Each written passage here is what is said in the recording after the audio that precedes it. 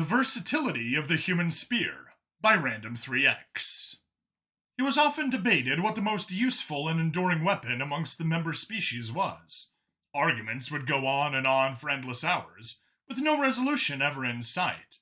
"I believe it is clearly the fangs," a wolf-like Anuxus declared as he thumped his fist against the table. To the Anuxus, their fangs were their first and foremost weapons. Their entire culture developed around getting in close range and attacking with them. Even when they developed modern technology, ranged weapons were seen as dishonorable for many generations. No. These are clearly the better weapons.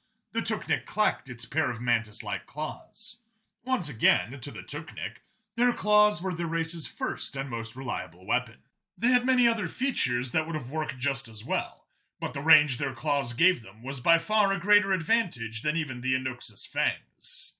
"For those of us not born with natural weapons, I would suggest the humble club," a mountain of muscle that was a grok declared, thumping his fist on the table this time, leaving a deep indent in the metal.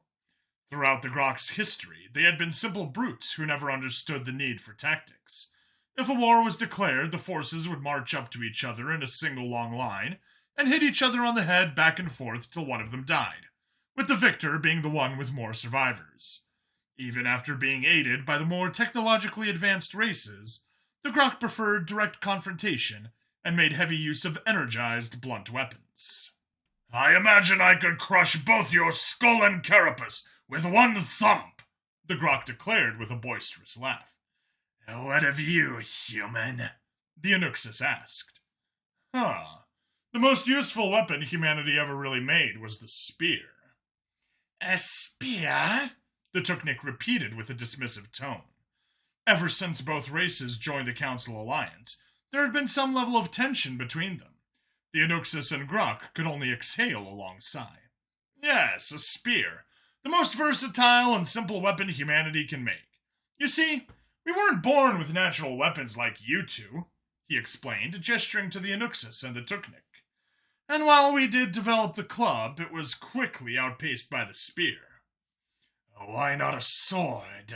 the Anuxus asked, having maintained his family's tradition of training with the weapon since he was a pup.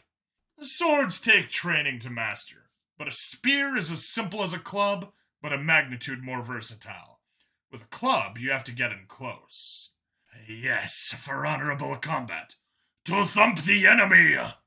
"With a spear, though, I can stay a safe distance away from my enemy.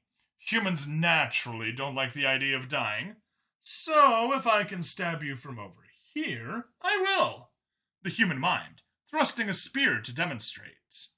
"What if they are out of reach of the spear?" the Tuknik asked. "We would just run up and hit them," the grok declared. "Well, we simply throw the spear." Once again, he mimed the action. A spear, unlike a club, is aerodynamic.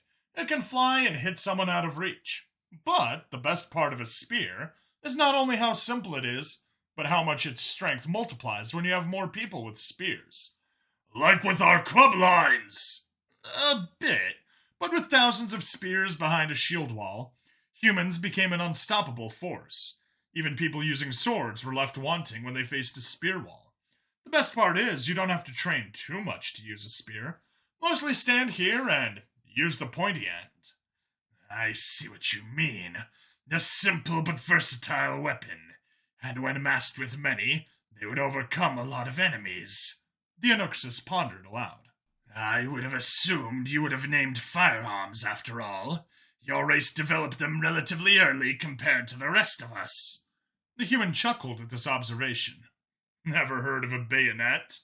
The three shook their heads. "Even when we made guns, we made a blade to stick on the end of them, because when we could not shoot, we could still use it as a spear. We still keep spears in mind even now," the human replied as he took out his service rifle.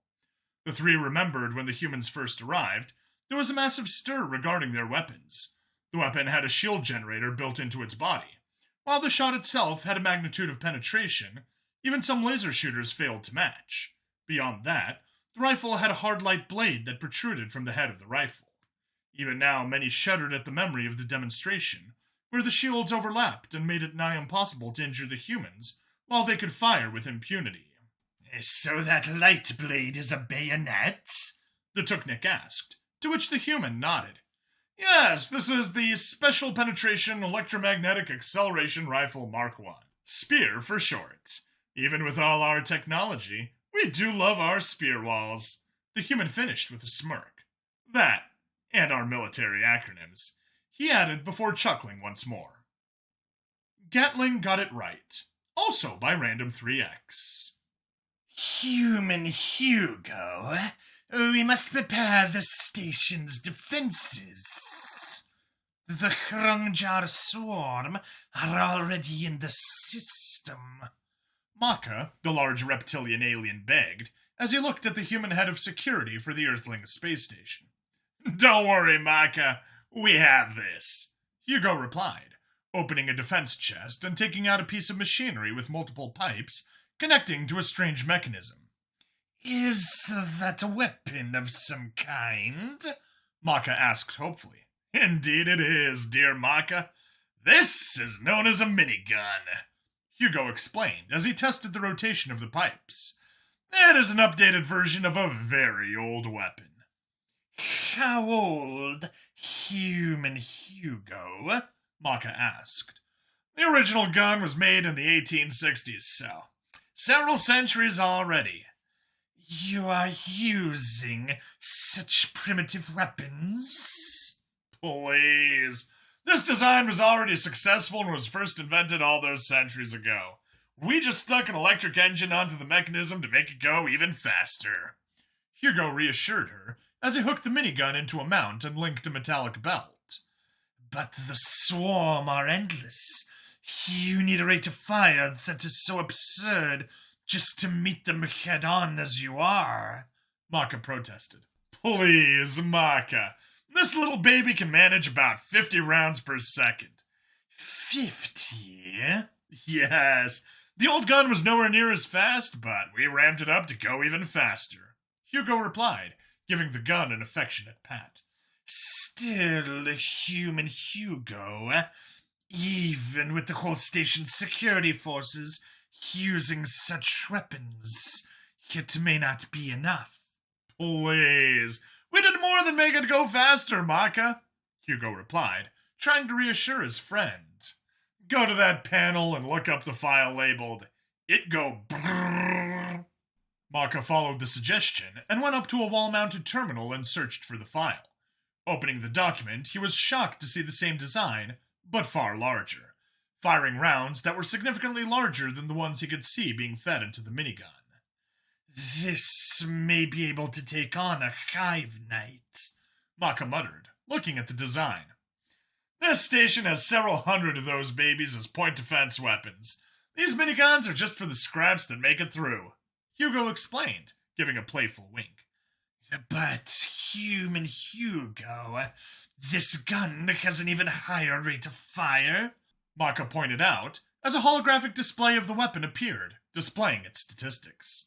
Used to get put on fighter jets with the intent of strafing tanks and rendering them to scrap, Hugo explained. These may still not be enough, human Hugo. The swarm's numbers may still survive even these. Hugo, in response, only began to chuckle. Maka, tell me the name of this station. Well, it is known as the Gatling station, Maka replied, unsure of Hugo's point. Look at the design of the overall station. Maka complied and brought up the schematics of the entire station, and only then did he understand. He had always wondered why the station needed such powerful engines when its mass was not anywhere near high enough to warrant them. But to counter the recoil of a gun the size of the station itself, a Gatling gun with a station built around it, well, then you'd need a pretty good engines just to overcome the constant recoil. We have enough full rounds for the station to fire into the swarm for 2 minutes. Then the point defense will take over for what little survives. Finally, the few barely living scraps, we got our minis. Still think we can't hold out against the swarm? To be honest, human Hugo, I now kind of pity the creatures, as they don't know the storm they are approaching.